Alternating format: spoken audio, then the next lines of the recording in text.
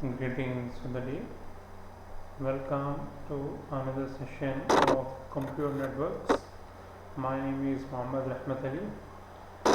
So before we get started with our today's session, let me revise what the thing that we have studied in the previous session.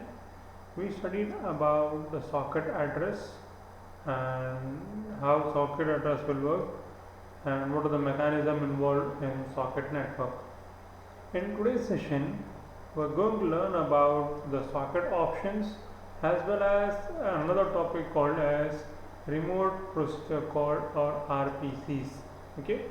Now, after today's session, you'll get an idea how actually a socket works. Like what is the general structure with reference to sockets and how we implement that socket using programming.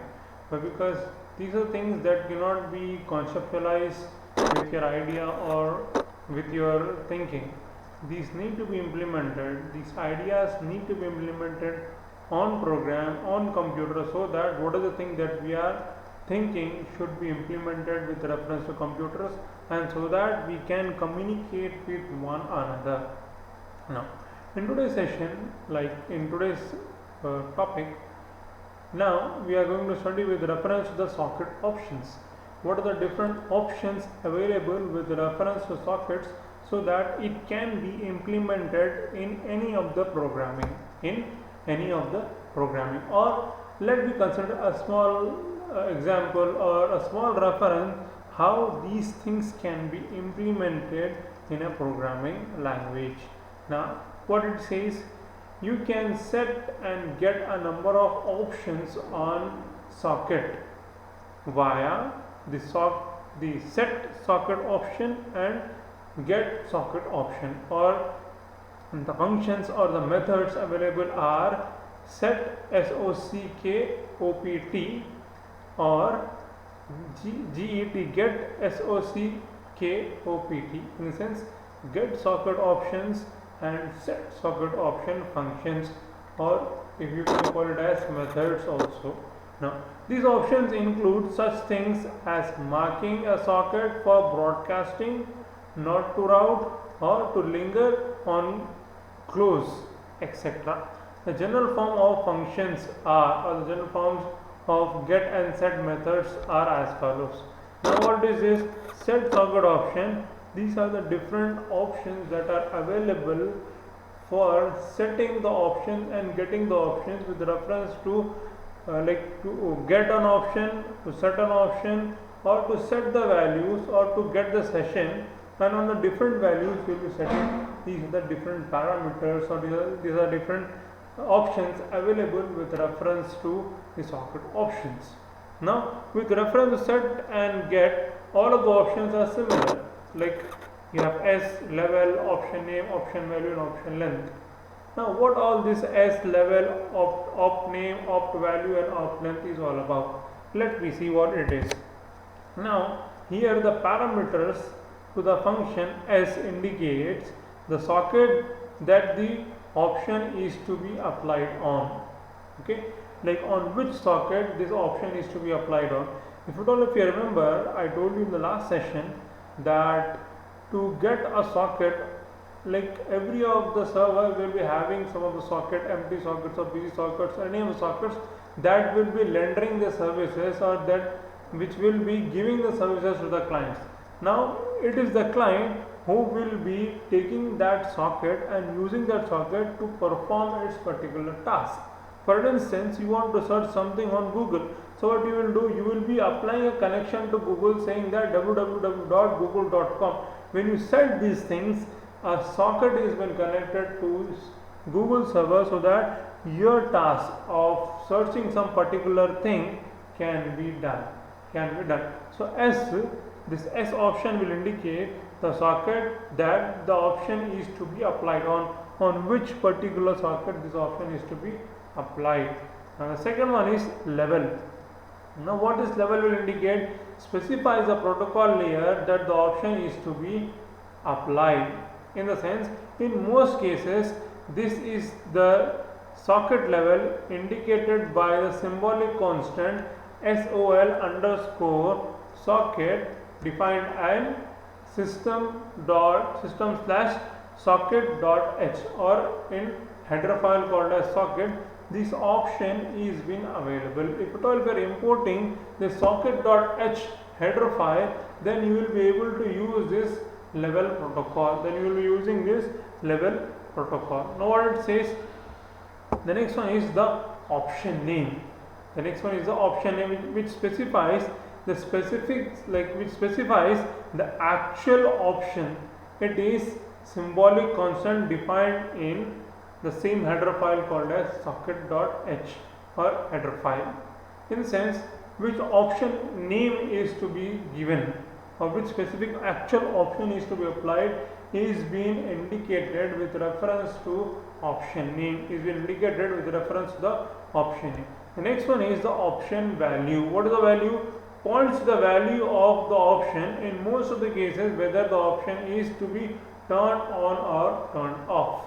Okay, like this option value will indicate whether the option is to be opened or the option is to be closed. See, if at all if you see the sequence, what it says, the first one indicates which socket need to be addressed. The second one says which socket name, like which socket actually you are trying to reach out. The third one is the value, whether to turn on or turn off. Last one is the option length. What it says, point to the length of the value of the option, length of the value of the option. Now for get socket option or get length is the value result parameter initially set to the size of the storage area pointed by opt value and modified upon value to indicate the actual amount of storage used. Like this is a common thing that everyone can understand. Like the length will be the size of the length will be given to this option length and for the value. So this is all about the socket option, the different options that is been available with reference to setting of the value, to get the value, or to make a connection with reference to a different options. And also we have came across this option is available in socket.h file, socket.h, like socket.header file. Now moving forward, the next one is called as remote procedure call, or it is also called as RPC. This is very important with reference to your examination and also with reference to your theoretical subject also. Now why is this important and what is the mechanism with reference to RPCs? What actually RPCs does? RPCs is something like, see, we both are interacting with one another. How we both are interacting? I am speaking something to you and you will be responding to me. How you will be responding to me? After I spoke everything, whatever, like after the thing that I spoke or after the lecture, then you are allowed to ask questions. In the sense, when I am sending any of the information to you, you cannot respond. You will be like, you will be told to stop sending anything. When I complete sending everything, in the sense, when I stop lecturing you, when I stop my subject, then you have got the option to ask questions. That's the only thing that which is being said over here. What is being said over here? A common pattern of communication used by application program structure as client server pair is the request reply message transaction. See, this one sentence indicates only one thing. What it says, a remote procedure call works on client server type of an application in which you will be requesting and replying for the messages. A client sends a request. See, this is very important. Like you understand these things, then you can understand whole of the things. What it says, a client sends a request message to a server and the server responds with a reply message with the client blocking, suspending execution to wait for the reply. In the sense, when I am speaking, like after I enter in the class, if at all if I say no one should speak in between until I am speaking, in the sense it makes sense like I am blocking you. I am blocking you not to speak anything until I let you to speak. Until I let you to speak, or after I complete my words, then only you can speak. The same thing is being said over here. If at all, like see, I'll read it once again for you. a client sends a request message to a server and the server responds with the reply message, with the client blocking or suspending execution to wait for the reply. To wait for the reply in the sense, you asked me something, like you asked me the question, sir, how is this possible? Like, what actually is this particular thing? Can you please explain? You asked me the question, now I am replying it to you. Now I am replying it to you with the condition that until I speak or until I complete my words, you should not speak anything, you should not ask another question, you should not interrupt in between. That's the only thing which is being said over here. Or it says, with the reply message, with the client blocking or suspending execution to wait for the reply. This is what we call as a remote procedure call. This technique or this process is called as a remote procedure call. A remote procedure call. Like, see, this is a diagram which indicates this is a client. The client has request for the server. This is the client and this is the server. This client has requested something for the server. When the client is requesting for something, the server is blocked. Now, after the client has requested for the server, it is computing for the response. It is computing for the reply. When it is been replying, the client is being blocked. The client is being blocked. And also, see, the same thing applies to me also. Like, when you are asking the question, I should not interrupt in between. I should not interrupt in between in your question to explain with prior things or to hint you something. Whatever the question that you are asking, I should answer whole of the question. Like, I should not interrupt in between. In the sense, when you are asking the question, I am being blocked. When I am answering, you are being blocked for the answer. So this is how the things will work. This is very important with reference to the remote procedure call. Remember the things, when a client server application is been interacting with one another, when the server or when the client, if any of the one is speaking or when it is sending the message, the other side, if at all it is the client is sending, the server is blocked. If at all the server is sending, the client is blocked. Okay, this is how the remote procedure call works. Okay, now moving forward, what it says, working of remote procedure call, how a remote procedure call works. Now what it says, a client has a request message that the RPC means remote procedure call. If at all the term comes RPC, it means it is remote procedure call. And also with reference to your examination, sometimes in, like in least of the case, it will be directly given as RPC, not remote procedure call. So you should be aware of these things. A client has request message that the RPC translates and sends to the server.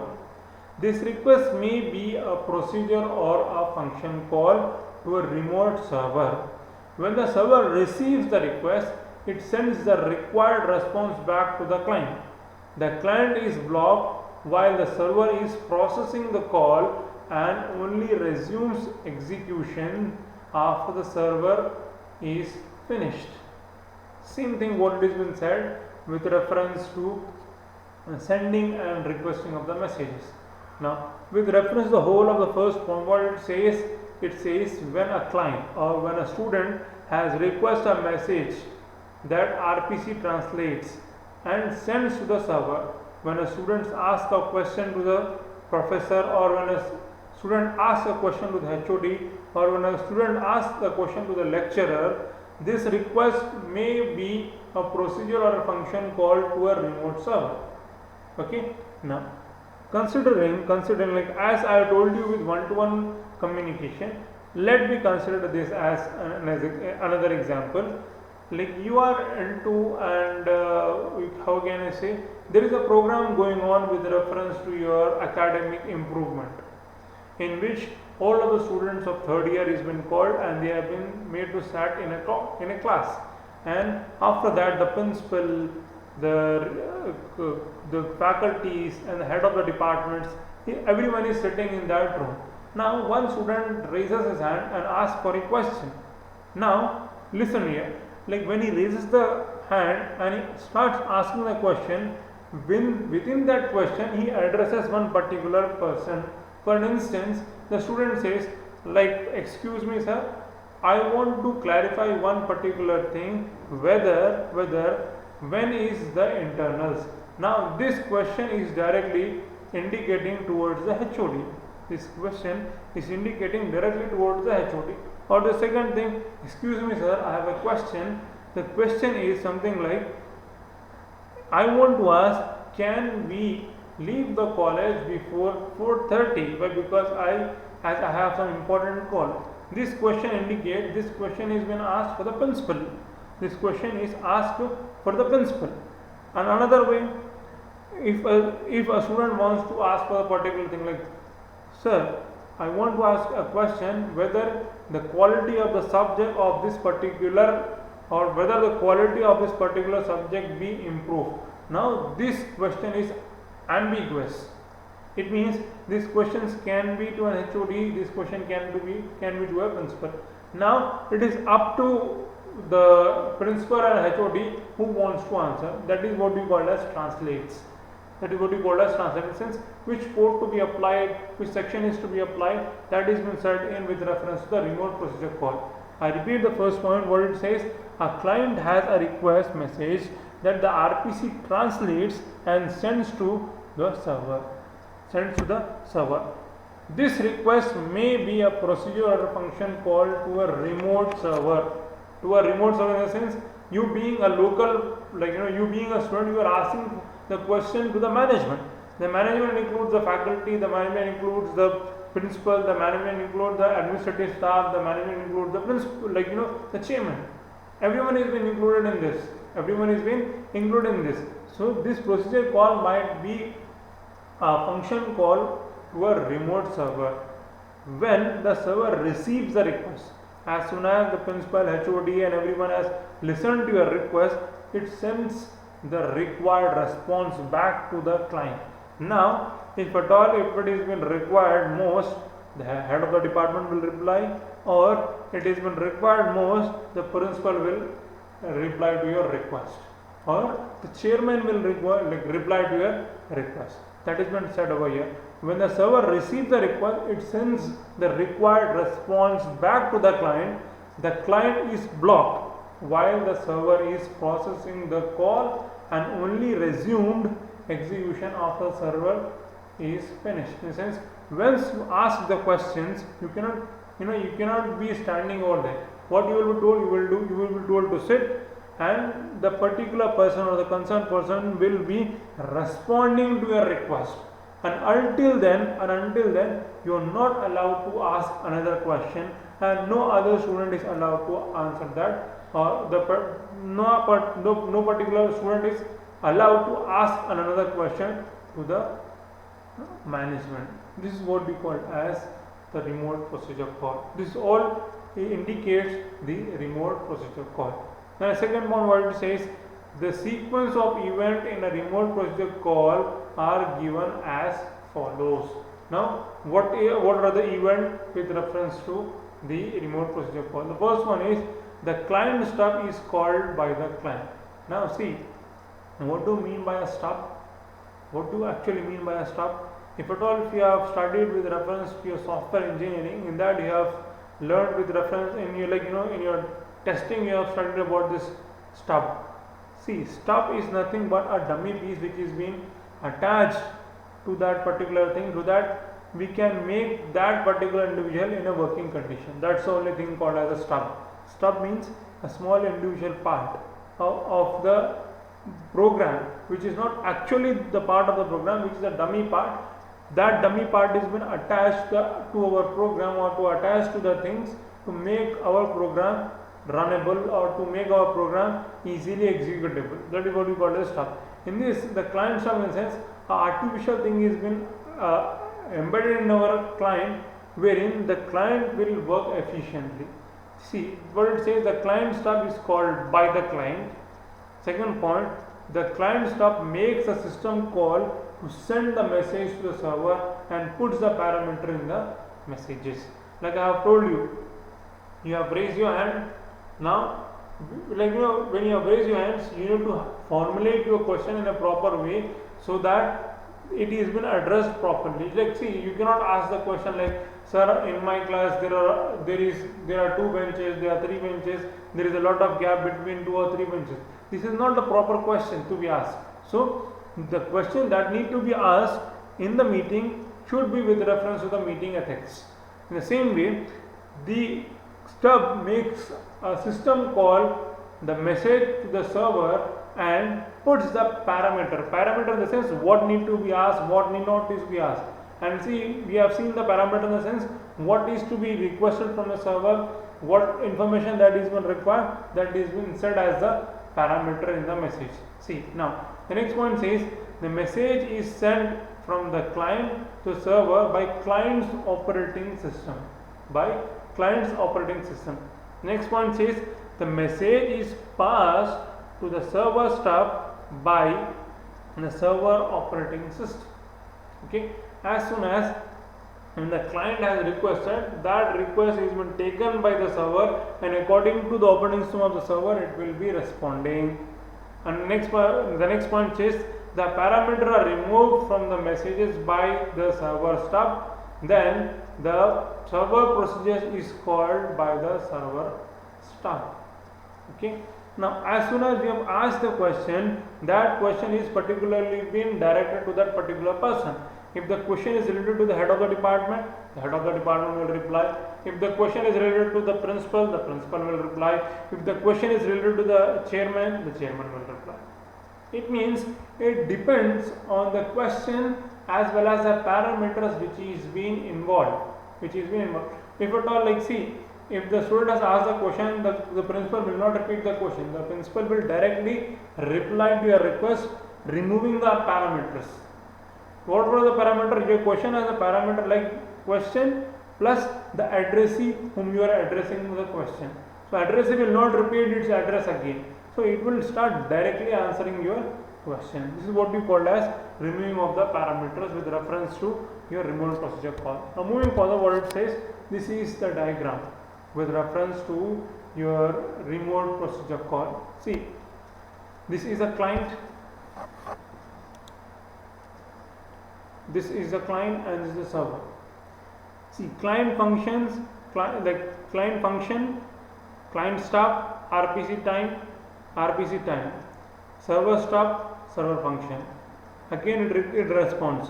Server function to server stub to RPC time to RPC time. From here, RPC time to client stub to client function. This is how it works. With reference to the RPC, remote procedure call. So this is what you call as a remote procedure call.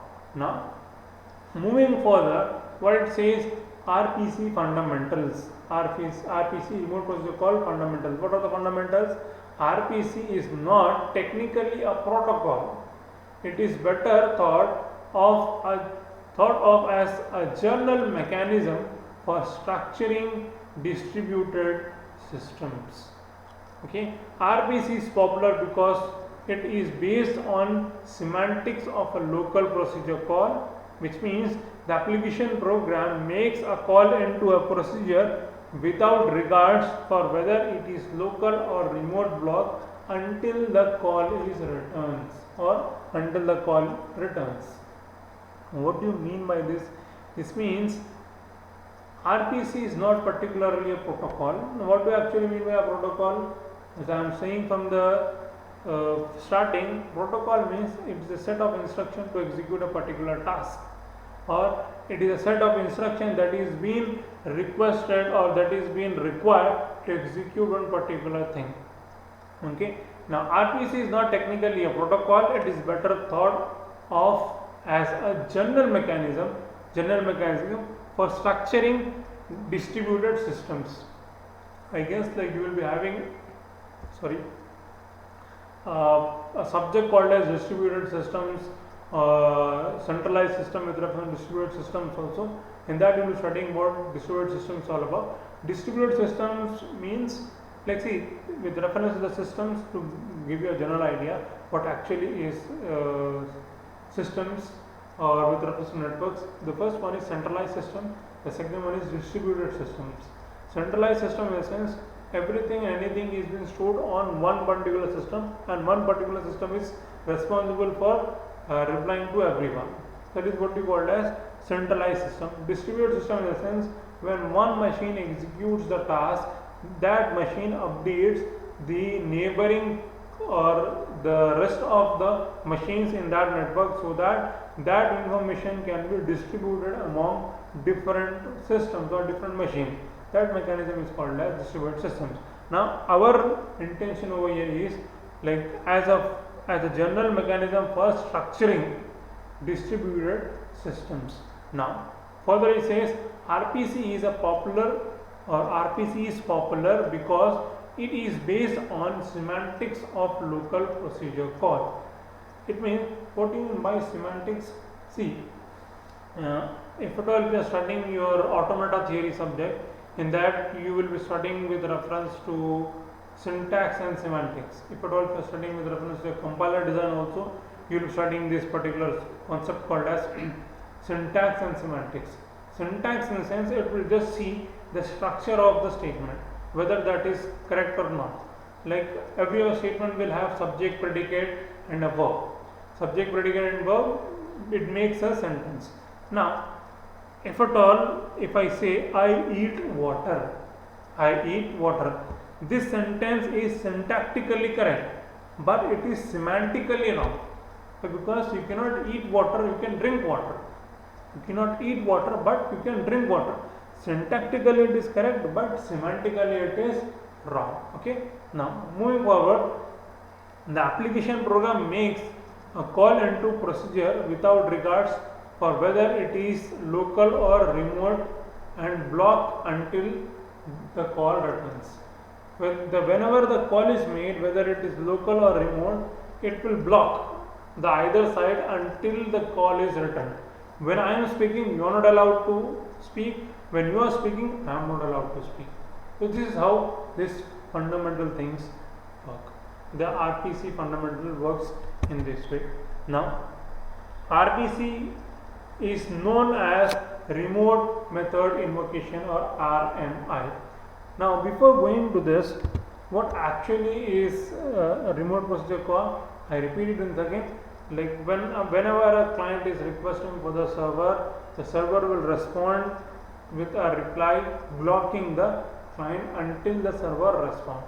This is what we call as remote procedure call. What are the fundamentals? Fundamentals is something like when the procedure call is being made, whether it is local or a remote call, the client or the server will block one another so that the communication can happen smoothly. The only reason remote procedure call is being used, so that whenever a type of communication is been taking, it should be smooth. If at all, if you remember these things, this is something like a half duplex type of communication. This looks like a half duplex type of communication in which at one instance one person can send and receive the information at one particular method or one particular task. I hope you understood something. Will continue this RPC's fundamentals in the coming session. I hope you understood something from today's session and you got something in your mind with reference to the socket options as well as with reference to the remote procedure calls. If at all, if you have any doubts regarding today's session, please let me know or please ping me on my email address rahmat_ali2@yahoo.com. And if at all, if you have anything to ask, please reach me out at my email address. And with reference to your notes, I have already said you in the previous sessions also that if at all, if you need, please send me your email address. I will provide you with the link from where you can download the material. And also with reference to your questions, I'll try to answer the questions as soon as possible for you. Okay, that's all for now. I hope all the best for the day. Thank you for listening and thank you for joining. See you in the next session. Thank you.